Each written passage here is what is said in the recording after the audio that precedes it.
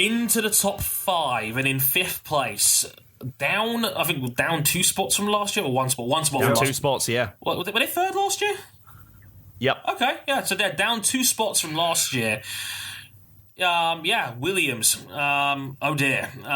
We'll get to them in a minute, but they were 5th overall, 138 points scored. There's a sizable gap between 6th and the top 5 now, but 138 points scored. Their best finish 3rd. They're 1 podium for the year. Canada with Valtteri Bottas on the podium on that occasion.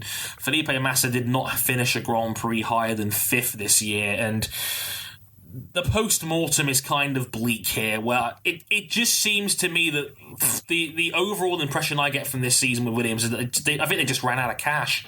I think more than anything else. I think they had the money, and I think they were starting to just fade away in that arms race, in that dogfight against them, Merckx, Red Bull and Ferrari. I think that's the impression that I got from the year. I think, honestly, they've not so much run out of cash as run out of steam, in that they started the hybrid era so strongly, being there with the OP Mercedes engine, but they were the best Mercedes sort of independent team. But it was Mercedes, Williams, then Red Bull, then Ferrari for a distance. Last year they were still in it; they were still there or thereabouts. But this year, other teams have stepped up. Ferrari have still been better than Williams, which says a lot given the kicking we're probably going to give Ferrari in a little bit. Red Bull stepped right back up when people didn't expect them to. And, of course, Force India took another big step forward. Mm-hmm. So they are starting to... They're almost like the guys who start 100-metre sprint strong, and then they start blowing by about the 50 to 60-metre mark, and they're around there now. They're almost like they started out...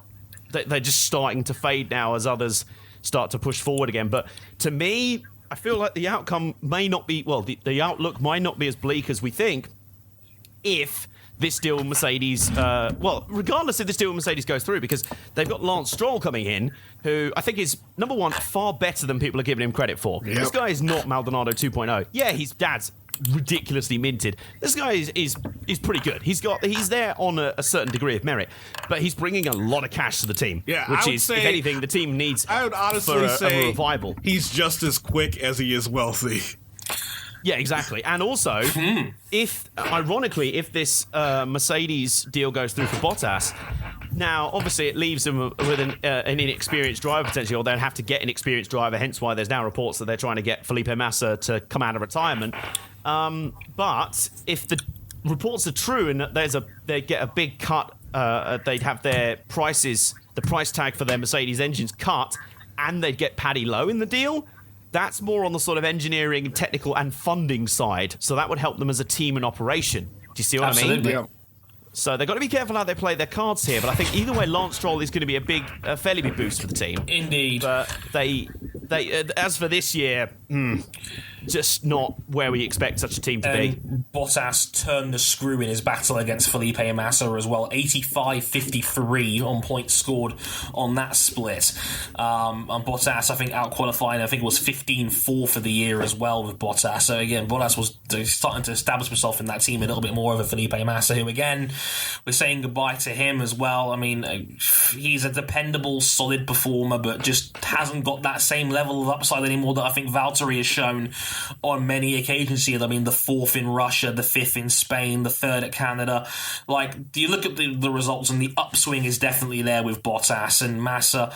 With him, a lot of 10s, a lot of 9s, a lot of the odd 7 here and now. I mean, Williams, given the state of their car, was pretty much right on the form book, and only 1 podium for the year, less than Force India got for the season, for what it's worth. It's just and I think the best way to describe Massa was that if Bottas and Perez as team leaders or best drivers for their team were fairly levelly matched, I think Perez got the better of their battle. Hulkenberg was a far better second driver than Massa. Absolutely. Yeah. I'll look at this in a minute, but Hulkenberg was not comprehensively beaten by Sergio Perez this year, and compared to what happened at Williams. And I look forward to seeing how Lance Stroll gets on with the team. But this is a team that could benefit maybe from sacrificing Val for the sake of their operation costs, because and if it means Paddy Lowe joining the operation. Yeah, if it means Paddy Lowe coming back, if it means an engine discount, if it means, having more engineering capabilities of Paddy Lowe under your bracket and getting some cash back where that's concerned,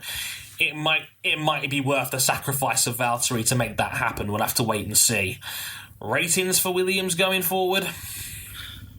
5. Yeah, 5. So I think 5's about right. Like exactly what we expected to happen. Like, yeah, it was right on the form, but I had a feeling Williams were going to fall down the order a bit this year because they've always complained about the money situation, and they've always been. I think what the surprise was, we didn't necessarily.